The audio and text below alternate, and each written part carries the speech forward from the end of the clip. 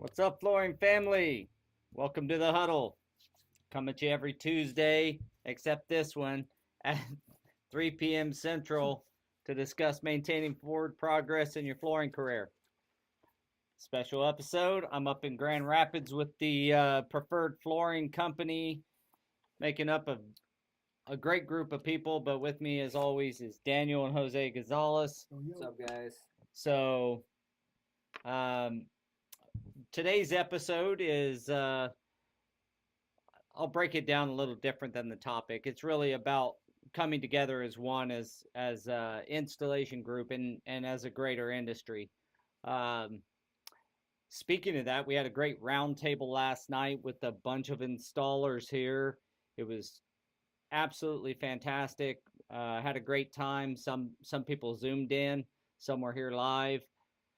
Just an open Q&A, and the purpose was to get input from the installer's perspective, on things that Go Carrera can do to, further improve the life of the installer. What other tools or features, benefits, deals, all that kind of stuff. So some great stuff came out of that. Excited to get back to Wichita and decode with my team and talk to Daniel and Jose as part of that, and kind of come up with some programs and some things that we've gathered from that. So it was really cool. I'm glad everybody came. If you're in the audience at the moment and you were here last night, thanks for coming. They brought in some tacos from, I got to give a shout out to La Familia. La Familia, Jalisco. Yeah, they have the best corn tacos that I've ever had, and the corn tortillas did not fall apart. And I've told everybody about it, so you might as well hear it too. They were fantastic. Anyway, so today's topic is, we've touched on some of this stuff in the past, but it's always worth remembering that installers, a lot of times we have a bit of a limited mindset from the perspective of, like, there's plenty of work out there for all of us. We attack, I mean, if you get on the Facebook groups, you can see there's guys and probably gals as well, attacking, the quality of other people. I would love, we were talking last night with some of the installers here, I'd love for a social platform where we come together and we're like, hey, I see some things, that maybe you see a picture of a project that you see some flaws in. You're like, hey man, how long you been doing that? How long you been laying sheet vinyl or carpet or whatever it is? And 3 years. Well, hey, I got some tips for you. I've been doing it for a long time, and I made some of those same some of those same mistakes. If you want some some advice or mentorship or guidance or some access to trainings, I mean, just more helpful. It doesn't really matter if you're commercial, residential, hardwood, sheet vinyl, whatever. We're really in this for the same purpose, do good work. At least this is as I see it. I'm sure everybody has their own reasoning here, but from my perspective, it's like we're here to do good quality work in our craft. I have a big heart for, like, trying to raise our industry, the respect of our industry, where we're not always I don't have a great word other than crapped on when it comes to commercial jobs from a scheduling perspective, that we get our ample time to do our craft in the way that it should be done. And overall, we make a good living doing so. So the more we can share with one another, that's going to give us and come together as a community, and that's frankly what Go Carrera offers, is a community of installers. I think we can make some meaningful change with manufacturers, make some meaningful change where the specifications require a certain level of installer, so that you're competing with like quality installation professionals, and you're not the one of the toughest things in our industry is guys who've been doing it for many, many years and are highly efficient and highly professional, and so charge more for that. That they're competing with someone who kind of just got started, and we all have to start somewhere, but we should be competing with like quality, um, installers. And all that being said, that's my opening spiel. Um, what do you guys think? Like when it comes to this kind of, you know, we just proved it last night. We're doing it now, like coming together as a community to. Right. So even last night, we were talking a little bit before this. We had guys here that we don't all do the same thing, right? And then some of us did do the same thing, but we're all looking at each other as partners. I'm gonna lean on them when I need help. They're gonna lean on us when they need help, and that's the way that the industry should be. Like Well, on give an example, Thursday, yeah. on Thursday I'm gonna go out to Indianapolis and help a fellow installer with some Forbo. He's like, "Will you come out here, please? Just I don't want to mess this up." And I'm like, "Let me see what I can do." Excuse me. And I mean, and I was talking to my wife about it last night, and I was like, I'm gonna go out there, and she's like, why? I said, because if I asked him, I knew he would come over here and help us. 100%. Especially if you bring tacos, that dude. We'd have to make them though. And Daniel's hitting on it too. Is when you're coming up through the trades and nobody's there to have your back, and you are trying to make a living, right? And you find a future. It's a tough pill to swallow, feeling like you're in over your head on more than one discipline, right? But it's very comforting knowing that there's people to lean on in the industry, that you can pick up the phone and call a Paul, call a Daniel, call a Jose and say, I might be in over my head. I don't know. Do you have any information? Or like, I'm just not comfortable 100%. I don't want to mess up. Come help a brother out. Come help brother out. And it's just, it wasn't like that 20 years ago. It wasn't like that 10 years ago. And to see that there is a shift because people are starting to lift our trade, it's a nice feeling, nice warm fuzzy feeling inside, knowing that there are people out there that want to see everyone else succeed, right?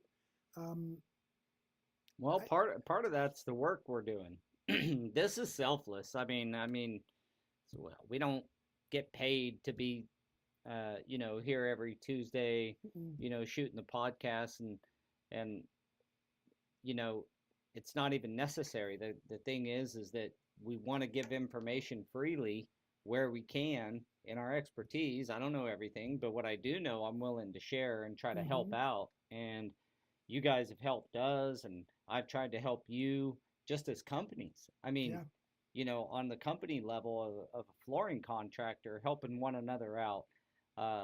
And I think that the installing community ought to have even more of that feeling, more of that, like, let's band together, let's try to do good work, elevate our trade. I mean, I've said this before on the podcast, and I stand by it. I think from a hand skills perspective, flooring is one of the probably the most demanding from a hand skills perspective, and not far behind on a knowledge base. I mean, we got to know chemistry of different types of adhesives. Basically, you got to be a scientist in order to do commercial flooring. And an engineer. There's a lot of different aspects. Yeah, I mean, it takes a lot of math skill, it takes a lot of hand skill, and it takes a lot of thought when you're doing a complicated, pattern project or something. So helping one another out, coming together as an industry, and helping improve our day-to-day lives on projects. That's part of the key. I love our general contractors. I know you guys love yours, but at the end of the day, we still have to realize that when we're on job sites with them, that we have to have our time to do, an effective project and an effective installation. Buying materials, getting them delivered to the site is part of the deal. And then the most important part, no matter how pretty that product looks, for the project to look pretty is the install. Yeah. And so, that's where we hope that the podcast adds some value to people who are just getting started, or some who've maybe been in the industry for a long time but doesn't have, there's always these little nuggets you can learn. And I've learned from you guys, and I hope I've been able to bring some value to the table as well. Oh, And then I 100%. love doing this podcast with you guys. So, Yeah. Yeah. It, Um, I'd say that you had mentioned the comments earlier about about a platform where there could be conversation where you're building up and helping, and you're absolutely right. We have a thing where we go on a project that might not be performing the way it should or look the way it should. We don't ever go on a project and bash another flooring installer. We don't ever do that. Have we ever done that? If I told you no, I'd be lying, right? In my younger years, yeah, probably. Like, I want you to look at me like I'm better, like I'm who you need. But as you get a little bit older, you realize it doesn't really do anything but make you look bad. The I don't know under what circumstances the installer had to do that install. I don't know what skill set or knowledge base they had. So it's hard for me to go and bash someone, right? Even though they try to coerce it out of you. Well, is this done right? How is this? How would you have done it? Right? And it's just like, hey, no, it's not about how I would have done it.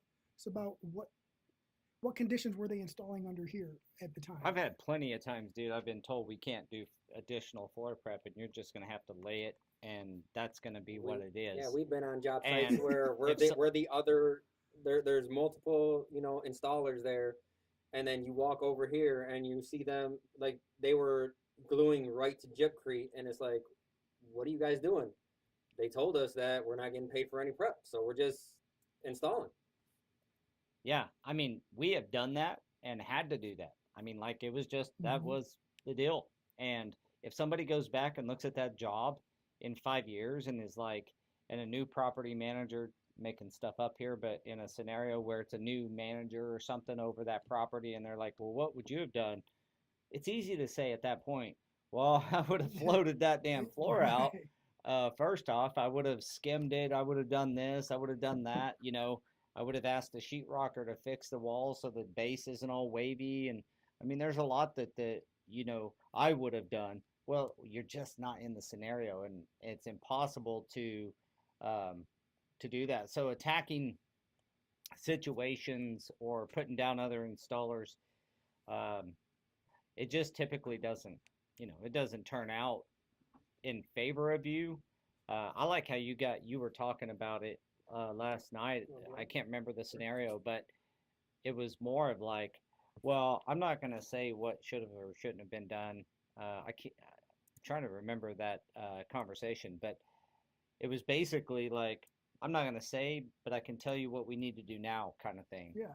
And if that client is receptive to hearing the proper installation techniques, then awesome. If they're not, then you know you could be made fun of in 5 years. So it's like, so again, building one another up, helping each other get trained. If you know another installer that needs a helping hand, I mean, Daniel, you're going out to help. And on that flip side too, if you are that installer that needs help, right? It's nice to know that there's people out there where he just, he got in. I mean, we started this conversation maybe a month ago where he's like, I got this project that I'm looking at putting numbers to. Where would you be at? What all goes into it, so that way he had an idea. And then all the way down to, I got the project, what tools do I need?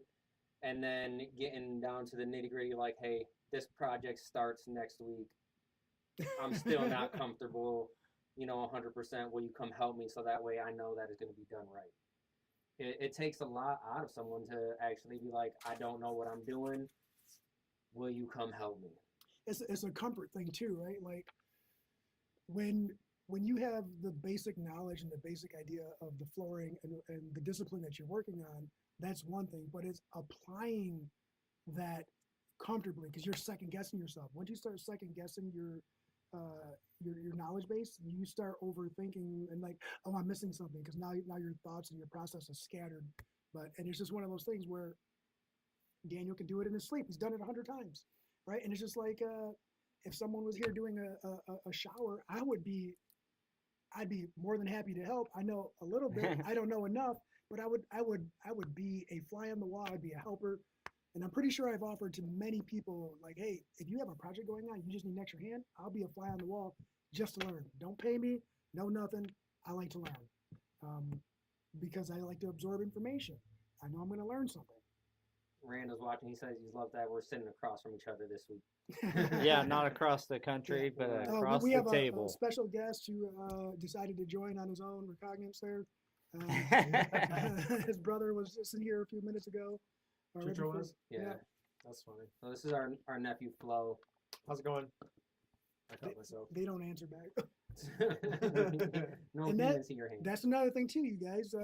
Safety, right? Like, so if we're talking about lifting each other and building one another, so that way we can all have careers, safety is a huge part of it.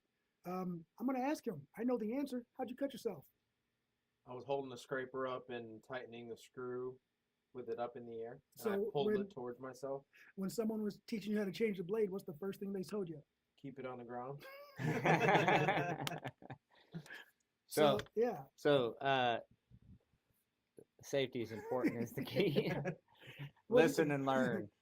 you can't continue success and continue getting better if you don't incorporate safety, because then you get shy. You start steering away from the things that hurt you. And I think we talked a little bit about fear last night, right? And in relation to moving forward in life, fear controls a lot of your future decisions and what you do. And that's one of the things too, is if you do a project if somebody does a 4-bowl, they don't have, or does a 4-bowl install, doesn't have any help and very little experience, and it fails, the chances of them going back and trying and receiving another project or accepting another project with that material is slim to none, because they already failed. Well, and the problem there is that, it gives pretty much everybody a bad name. Yeah. I mean, People start pointing their fingers at the manufacturers, right? And you have to start thinking in terms of they're part of this industry too. And are there some products out there that are inferior? 100%. But you have to start giving even the manufacturers the benefit of the doubt. Like, they're not trying to manufacture that product that's going to fail. They're trying to manufacture good products. And when you throw them under the bus, it's not a good look for you either. yeah. Right? It's always a partnership. I don't know why it failed. It's not, this is because of this product, that's why I hate them. It's, we don't know why. Let's start investigating and get down to the bottom of it. Because a lot of the products that we've ripped out, and they're like, I never want to use this product again. It wasn't not the manufacturer's fault. Some of it wasn't even the installer's fault. It goes all the way down to the people that are doing the maintenance on the products, not cleaning it properly, flooding it, stuff like that. So it's not only lifting your fellow installer, it's knowing that, we're all in the same industry. What can we do to all help each other out? And once you start looking at it from that mindset, you actually have manufacturers that if you call them for an issue, they will 100% have your back, because they know that you do the same for them. Yeah, I've had plenty of times where we've had to install what appears to be an install issue, or a product failure, a project, I should say, issue. And if you've taken care of your vendor and because there's plenty of times when we've seen a problem with a job and heard the same thing, like, I'm never using this product again. I'm like, there's so much more to the performance of a product than just the manufacturing. And there's more than just installation. You have your part to taking care of this facility as the owner, and site conditions and changing of site conditions. I've got this Friday, I'm going out to look at a project where, they've got some bubbling issues on some sheet goods, vinyl sheet goods, and come to find out, in this area of the facility, they completely turn off the HVAC system every break. If it's Christmas break, spring break, summer, they completely just shut it off. And I'm like, well, you gotta realize what that does to the flooring. That's not the manufacturer. That's not the product's fault. And it's also nothing that we could have done differently a year and a half ago when we installed it. So looking at problems that way, and being willing to kind of figure out what the real issue is, and not necessarily, casting stones, as they say. Yeah. I think it's important to figure it out. I know that's off the rails a little bit from the original discussion, but it all boils in. back to together it all about, ties back you to know, like working together to improve the industry, improve our reputation as a skilled trade in this industry, and getting that respect. I mean, there's nothing better feeling to me than when we are like the 800-pound gorilla on a job. Every once in a while, you got a product that they're like, the flooring guys are coming in, especially epoxy. I like doing epoxy Epoxy, because sheet it's like vinyl, the epoxy guys are going to be here next Tuesday.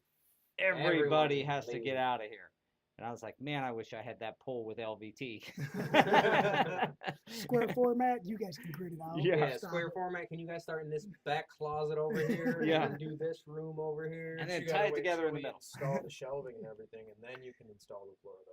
So Yeah. to add on to what you were saying about them turning off the HVAC, and some of what you learn, you don't learn in the book, you learn over time, or by bumping elbows with an installer that's been in the industry for years. There's a lot of scenarios that can only come through experience, and it sucks to find out the hard way, but that's just the nature of the beast. Sometimes like the sheet vinyl is bubbling up, right? Like I'm pretty sure we've run into that before, and until we hit that, we didn't know. We thought we did something wrong, but if they did it right away, the moisture that built up between that sheet vinyl and affected the adhesive, and there you go. Yeah, there's a lot to it. it. I guess Um, that goes back to like the original discussion about how skilled our trade really is, and The science. the science and the chemistry that you have to understand between different types of adhesives and different backing systems. We talk about that a lot, and flooring's pretty unique that way. So my ploy to all the audience, to all the installers and companies as well, value the installation team that you have, whether they're subs or hourly or both. Um, Help find training. It's one of the things at the flooring company that I realize we could do better at, is identifying where our guys and where our team's deficient, and addressing that through training. I talk a lot about training, and I believe in it. And it's not that we don't do training, but be more cognizant of where the skills can be improved and what skill sets maybe need a little bit of work, and then address those, whether it's training in house, company trainings, or whether it's getting to an industry training. But all in all, it's important that we all realize that the company needs the installation community, and the installation community needs the companies. And we got to value the companies we work for. If you're an installer, and companies, we got to value the installation community. Right. And I think if you look at like some of the groups that are focused more on like the stores and the bigger contractors that hire subs, and then you see a job go south, and then they're just in there bashing the installer, right? When they didn't do their due diligence on what that installer is capable of, and it could have been a site visit when they first started, and then you're like, "Ooh, maybe we got to back up a little bit because you said that you knew how to do this, but you don't. And what can we do in order to get you there?" So because you don't want to just go through installers like just cycling through them, right? You want to make sure that they know what is going on, so that way when you need them, they're there for you. yeah, well, and cheapest isn't always the right. That the old saying that the wrong guy at the right price is still the wrong guy. Yeah. So you want to be cognizant to make sure that the skill of that of that person matches the skill requirement of the job. And that takes skill on your part as the company to assess that. That's what we do. Otherwise, why wouldn't a GC just hire subs themselves? Right. And Right. so some of that is I'm a face-to-face conversation type of person, right? Like I like to have that real person reaction. So some of it is when you ask a question, you know your answer right away if they're comfortable or they're not. I mean, the human face gives a lot away. Especially when you're asking them and they can't just try and Google it real quick. We were talking about that yesterday about Mm-hmm. stuff like that. See Jake's down here too. What's up, Jake? What question you got?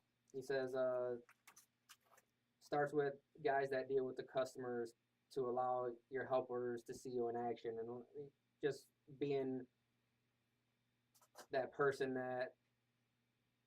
that's great at communication. A lot of people don't have that strength, especially the younger people, I think, because we're in this technology age, right, where they grew up with technology. Everyone is just texting each other, and you don't get a lot of that face-to-face interaction with strangers, and it's just a strength that you kind of have to have, especially when you're dealing with. You definitely got to learn those communication skills. Yeah, especially on like the residential side, I think it's very important because you're dealing with that homeowner and you're going into that house, and it's like, this is my pride. This is what I've worked for my whole life. Mm-hmm. Yeah. And then if you go in there and you don't know how to talk to them, or your body language is like really far off, or body odor. you got to look to your leadership and see someone doing it, and then really it's following that example, right? Well, whether it's good or bad. On the other side of that, you don't want to follow that. In the 90s, when I started installing, there was, obviously there were more installers in. Each of the mechanics, even at the hour, when I worked by the hour, I had to pick it up a lot of times because the mechanic I was working for didn't want to show me for fear of like me taking their position, and it was just that whole thing. And I've read that in the Facebook groups, like, you're training your replacement kind of thing. Come on, like, you're not. If you look at it that way, I would challenge you to make sure that your skills are where they need to be yourself. You know what I mean? Like, because if you're really, really good, somebody that you train is not going to come just take your stuff over. And that's one of the things, and I'm proud to say that Go Carrera is trying to tackle, is not having these new guys wrestle with, old experience, and I don't mean old in age, but experienced installers. Like 40? Like 40? Yeah, like 43? Exactly. Well, we had a guy last night that thought 43 was old, so but you're not training your replacement. Maybe eventually, maybe when you want to be replaced, but you're training people to work alongside you. And the way that eventually, what I found out is you got to gain the trust of that installer, that mechanic. And once you gain their trust, then they're more than happy to help you. So a word to the wise for both. If you're working with a mechanic, is like, give them time to learn to trust you, and then honor the time with them. If you're a new installer, you ought to be with somebody for several years before you think you're going to go out on your own and start doing something. Or even if you work by the hour, trying to get in a position where you're, a lead or something. Like, take your time, make sure you're learning from these guys, and go alongside them. I mean, companies like ours, we're hoping that our senior installers are training the other guys, and then we move them aside them. It's not a replacement. It's like, now we got 2 crews, and we can use a bunch of crews, And not only that, I mean, just the construction industry in general, there's going to be a lot of people aging out in these coming years, right? And then they're going to need people to fill those roles. So you say you're not training your replacement, but at the same time, there's going to be a point where you're like, yes, I want to train you because I need to get off my knees. I need a replacement. Yeah, right? I need someone to replace these skills, or else, there's going to be a void there. I think there's a big lack in training the next generation, anyways, just because of that notion of I don't want to train my replacement, and it happens a lot. Not even just like in the flooring industry. If you go to like the serving industry or any kind of like Mechanics. yeah Mhm. mechanics or like Like special trade, auto something you do with bodies. your hands in a Mhm. sense. People are afraid of losing their clients, afraid of giving up the edge that they have that they worked so hard to get to. So And that's the hard part about any line of work that you're in, right? Like if you're in the line of business where you feel like you're training your replacement, then maybe you're not working with the right group. Maybe you need to work with someone who is going to allow the growth or who wants to grow with you. And I think the hardest thing to recognize is that when you're training someone, you're training them in hopes that they do take over at least one of your disciplines, one of your skill sets that you Mhm. have, because then it frees you up to focus on other things, whether it's personal growth or business growth. You got to look at it like that. They're alleviating some of my stresses, so that way I can focus on other things as well. And then if you have the right people, they grow with you. But a lot of people get mad, like you train someone and they're really good and they have hand skills, soft skills. Chances are that you got a entrepreneur, right? Entrepreneur. Yeah. Like you can't. It doesn't matter what you do, what you teach them. They're eventually going to leave anyway, and build something for themselves, unless they have no reason to leave. But which that's very hard to do. But Well, I had a lot of pride when I trained. I have 3 or 4 guys that make a living in this industry because I trained them. So I don't care. They never replaced me. Like I replaced my current self at that moment anyway. I kept trying to strive for more anyhow. The only way you're going to get replaced is if you're stuck in the mud yourself. So continue your own training, Right. continue your yeah, own uh, um, advancement. If you are an absolute expert in one field or in one discipline, maybe pick up a second discipline. I mean, there's ways that you can continue to outpace anybody that's going to try to replace you. And you ought to have pride that you've trained somebody to have a skill that can put food on the Well, table for their right. family. I have a lot of and And pride you more in can that. look people. at it in terms of there's a guy, we're still really close with, and he was one of the people that when I started, he was teaching me. And it's to the point now where we're still really good friends. He'll come in here, we'll talk, he'll do some jobs for us, and he'll straight up say, I'm so proud of what you've done. And he never looked at it like I was trying to take his stuff. He never looked at it like this is my competition. He's like, he taught me whatever he knew, and now it's to the point where he's like, I'm so proud of everything that you've done. Like I never would have thought when you were, I don't know, 14 years old that this is where you'd be, but this is awesome. And Mhm. that's we need more people like that. Yes. Yeah. Yeah, be proud of training somebody and giving them the set of skills that, puts food on their table and gives them a life a skilled trade that they can Right. take anywhere. I And mean, that's one of the key benefits of learning a skilled trade and being expert level at it. I don't care where you go. I mean, I Yeah. could move to any place in this nation and within a few days have a job. Hmm. Still yet today, I have enough skill left in these old hands to be able to figure that out. Like there's a sense of security to know I can still go do that no matter what, you know.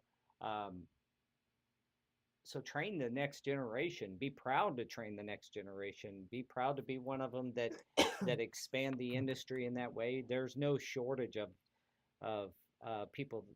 There's no shortage of the need. Let me put it that way. There's a Yeah, shortage it's only getting of greater. people. There's no shortage of need.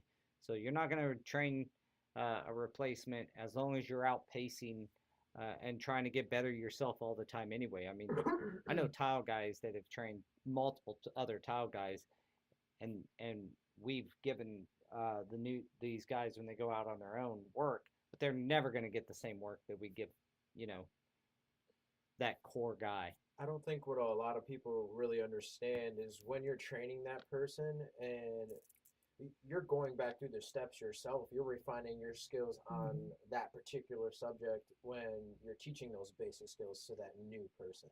That's a really good point, that actually. is a really good point. Yeah, and so when was it? Was that this week or last week when we started doing the NAFCT? Last week. Friday. So we started doing the NAFCT substrate and subfloor class. We just put it up here, and we all watched the video together, right? And then we all did the test. But it was nice because we can pause the video and explain this is what they're talking about. This is real world example, or really refine it, right? Because I enjoyed it because a lot of the stuff is like you watch it one time, you take the test, and then it's done. You'll probably never, think about it again. But you do pick up that little bit, and in order for them to gain the knowledge, I'm over there learning right alongside with them again. And I mean, I think one of the issues too is that a lot of people don't like the classroom setting, so that's why we're doing stuff out on the job site with our hands and stuff, right? But it's still, it doesn't matter, what industry you're in, it's necessary because you need that along with your hand skills in order to be the full package. Well, I mean, I thought it helped too, just doing that together, because it helps us see that, like, you don't know everything yourself. Like, you don't have everything together like we think you do. Because, like, learning from you guys, we kind of paint the picture of, oh, they're the GOAT. They know how to do everything. So, Not like, even close to the truth. so, like, they don't fail. They don't do this. They don't do that. Oh, I didn't know that you guys were perfect. Like, when we're learning and they're like, oh, you did that wrong. But it's just scenarios, right? So like everybody has their strengths and weaknesses. Daniel, he's way better at quoting specifics for standards and like almost verbatim out of the book. I'm not like that. I will change the verbiage, the wording, so that way I understand it, and also so that way you understand it. You understand it differently than he does. Paul understands it differently than all of us, right? So it's a matter of finding that correlation and relation for whoever the crowd is and whoever you're teaching. Right. And that's where learning from multiple different people has a benefit, even if it is the same discipline. So that's I find it a little interesting that the topic is coming together, kind of bringing the industry as one, and we end up on training and communication, right? Not because we came off of the topic. It's because it's so core to the topic. Right. It's so core and it's so because, important to that because topic. we are one, right? And it's not, I'm going to keep all these secrets. It's, I'm going to sit there and I'm going to learn with you. And the knowledge that I give you and the knowledge that we're learning together, I hope you take that and expand on that and be better than I ever was, right? That's the goal in every, think of it in terms of kids. You always want your kid to be better than you did. You should always want the person that you bring in the industry to be better than you are. 100%. Yeah. So, I mean, Crystal is a great example. I mean, like, people talk crap to me all the time. Oh, Daniel, who, Crystal's better than you. 100%. Like, she's better than me. And that was the goal the whole time. That's a pride moment. Yeah. Yeah. That's what's important. So training, having pride in the people that you are training, that their success is really the success of you as a teacher, you as an individual and a human, and the way that you care about other people. And so, like, their success is your success. I encourage everybody to, and I only mention this because I witnessed it myself when I got in the industry, and I still see it as a thing out in the Facebook world. Someday we're going to do, I think in 2024, some of these review Facebook comments and comment on them, but that could be fun. But the point is that still is there, this idea that I'm going to train my replacement, and so I don't want to teach them right, or I don't want to teach them too much. Again, just to reiterate, if you're always improving, you won't get outpaced, and your pride ought to be in how well you're teaching someone else, and your pride ought to be at how good they are. You have pride in what you guys have taught Crystal and how Crystal's picked up on the industry and how good she is. I mean, we all know, and if you don't know, she's pretty effing good.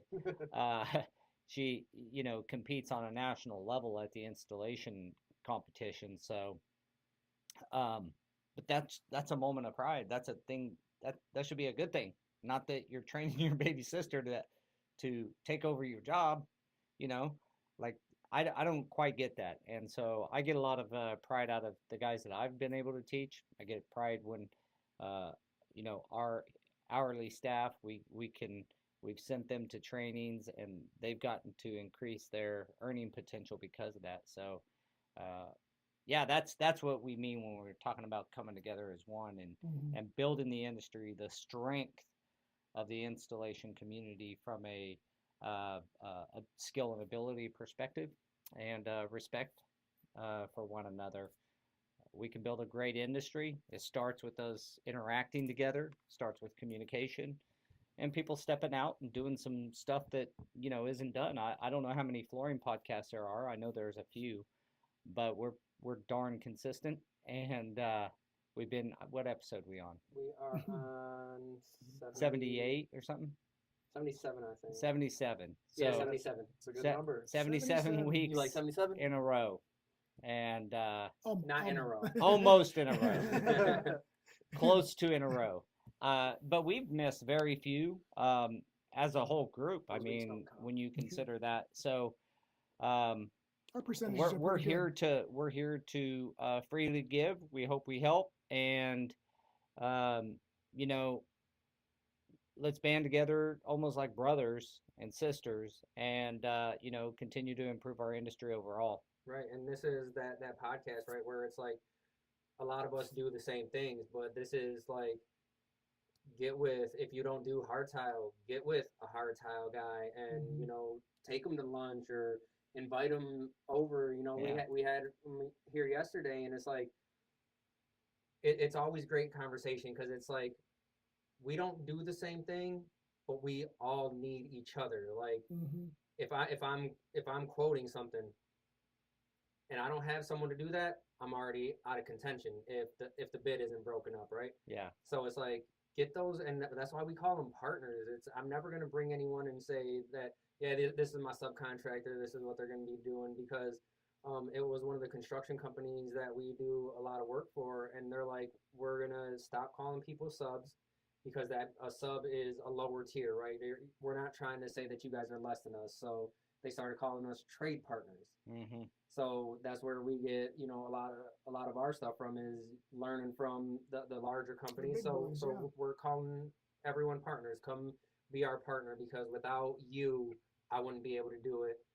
In some cases, without me, you wouldn't be able to do it. So let's partner up together, and we still partner up with some of the bigger companies around here and do labor only, because one, it's because our relationship with them is rock solid, but because we know that we have a certain skill set that not everyone has. So it's in the best interest for us to do it for that customer, knowing that your job is going to get done right. And like just like everyone else in business, we're here to make some money. So those dollars have to be right, and Yeah. we can all partner and Do it. become one together. I mean, this is uniting everyone. We had epoxy guys in here, and they've done a few jobs for us, and one of the companies will call me and he'll be like, and those epoxy guys are the best guys that I've ever used, hands down. And I say, I'm glad you like them. We love them too. Like, Yeah. they're gonna continue, being our partner, and they'll come. They came in here, and started asking us questions, just like we're sitting across the table from each other right now, just sharing information, because not everyone knows everything, and if we can help them the little bit that we do know, that's what we want to do as well. Yeah. Let's all lift each other up and move on, man. Like this is such a great industry, and there's so many great people in it. It's in our best interest to start looking at each other all as partners.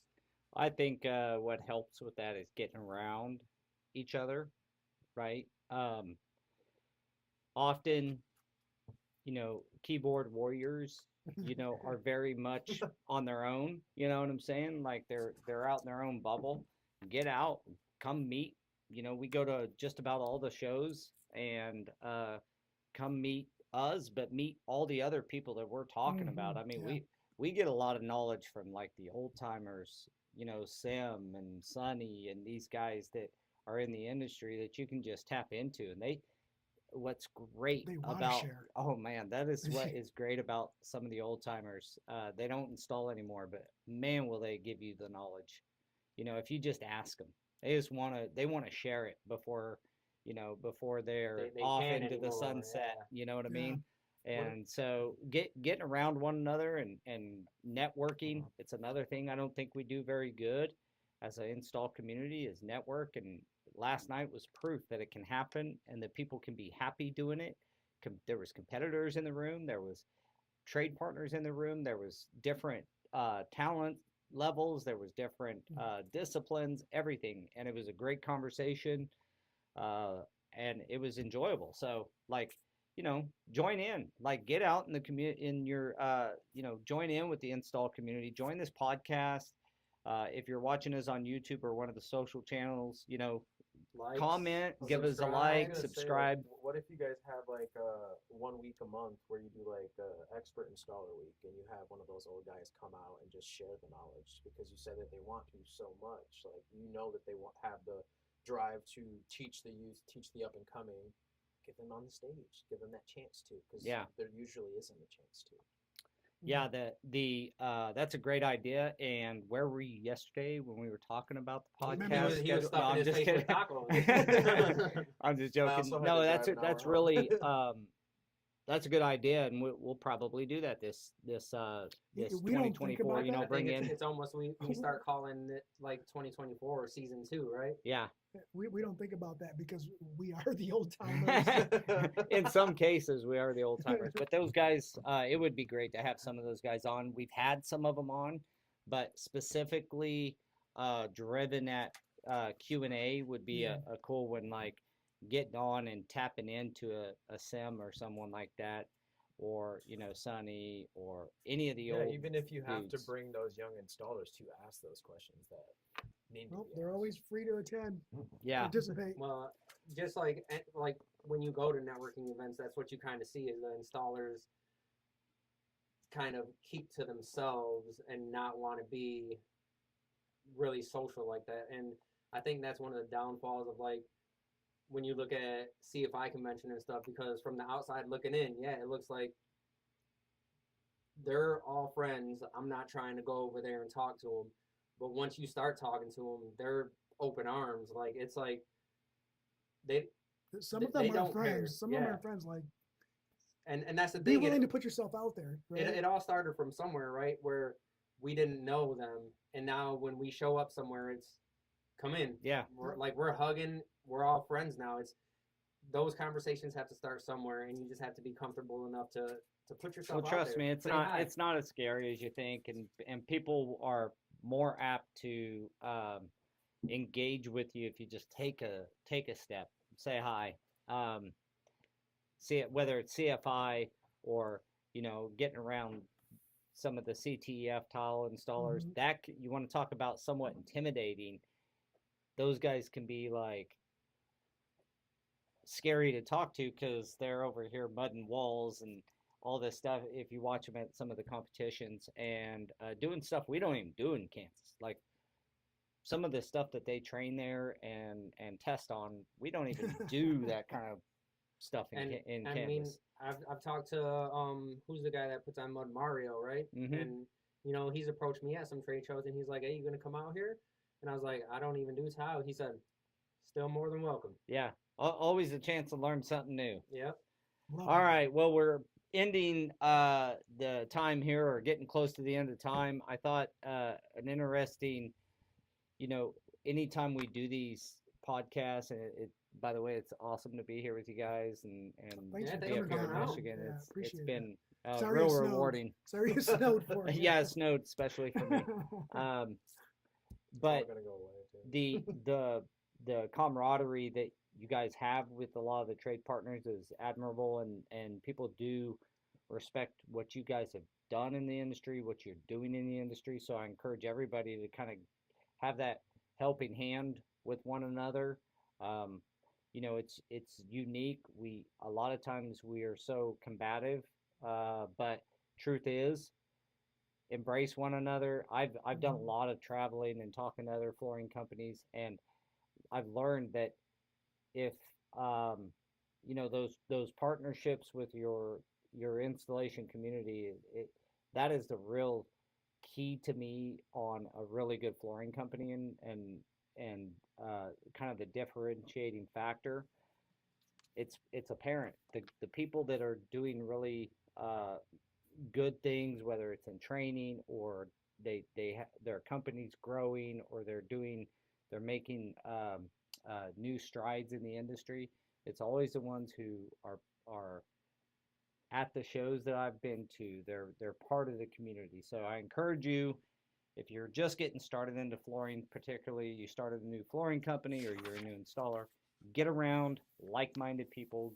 That is, And it, I and mean, it, business people tell you this all the time. Yeah. Like, Mhm. you're the sum of the 5 people that you hang out with the most. So Yep. I would encourage you to get around other successful people in our industry, chat with them, get the goods and bads. A lot of us will tell you the mistakes we've made. We've been pretty transparent on this podcast over a year now, doing it, that we weren't perfect. We're still not perfect, and we make mistakes, and we're somewhat transparent about that. So, Mhm. hopefully we can all grow together. And you know, again, one more thing. Today's the last day for the sim. that was yesterday. That was today's Tuesday. Sorry, yesterday sim closed. So I think we had 17 or 18 entries. Yeah, And entries, so we'll be announcing that here next month. And so best of luck to everybody who entered into that drawing or into that You're gonna scholarship. love it. And yeah, it's a really great training. So again, if you're watching us on any of the socials, if you'll give us we love the comments. We want to hear from you guys. Consider giving us a like and subscribe as well. And it's been a pleasure, gentlemen. Yeah, and if you are on the fence of going to a trade show, Ties is right around the corner. If you are introverted or think that you're going to go and just feel out of place, Hit us reach up. out to us. We can introduce you to whoever we know. We can and you- introduce you to the other introverts. So that Yeah. way you guys can introvert in groups. But yeah, I mean, you're more than welcome to come hang out. We'll probably be focused on the installation competition again this year, since Baby Sister's going to be in it. Oh yeah. But we'll be around. We got a new camera to play with. Just so You'll you see guys our know, backpacks. you guys can't call her baby sister. She's our baby sister. So. Everyone calls her Baby Sister. All right, guys. Well, we'll shut this down for the day. Thanks everybody out in the audience for joining us, and we will see you guys next week. All right. Thank you, everyone. All right. Thanks, guys.